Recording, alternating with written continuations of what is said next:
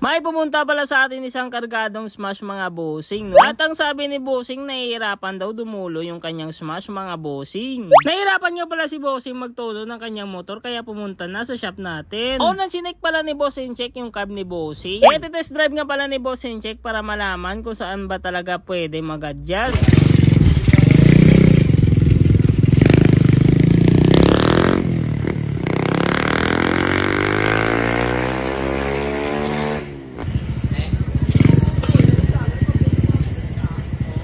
Arangkada yung motor ni bossing pero bitin sa dulo mga boss. Kaya hindi na pinatagal ni bossing check mga bossing. Binaklas na pala ni bossing check yung carb ni bossing mga boss. Itatry nga pala ni bossing check mag-adjust ng G-Tings ng carb mga bossing. Yung purpose kasi ng pag-G-Tings ng carb mga bossing, maitama yung halo ng gas saka yung hangin.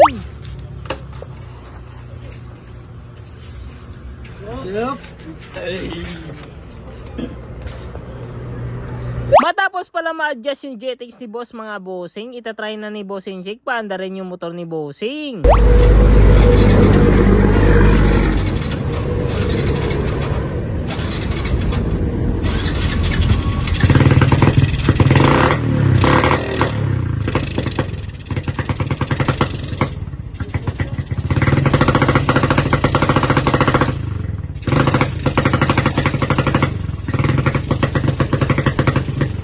Pumalya nga pala yung carb ni bossing mga boss, no? Kaya papalitan ni bossing check. Ito pala yung carb nila bossing mga boss, no? Bagong bago. Matapos pala mag-G-Tings yung bagong carb nila bossing, kakabit na pala nila mga boss. 30mm pala yung bagong carb nila bossing mga boss, no?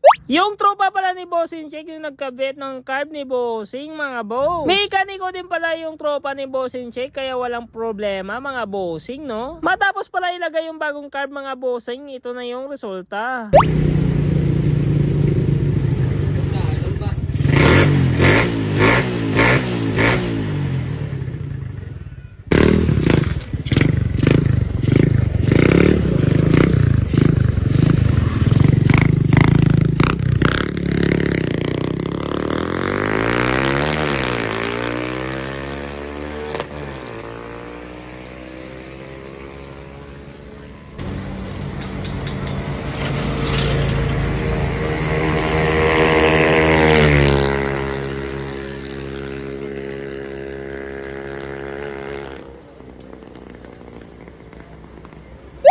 Uuwi pala si boss ng masaya kasi na-solve yung kanyang problema. At kung gusto nyo pala magpagawa motor sa sasakyan tricycle, punta lang kayo sa Incheck Motor Shop.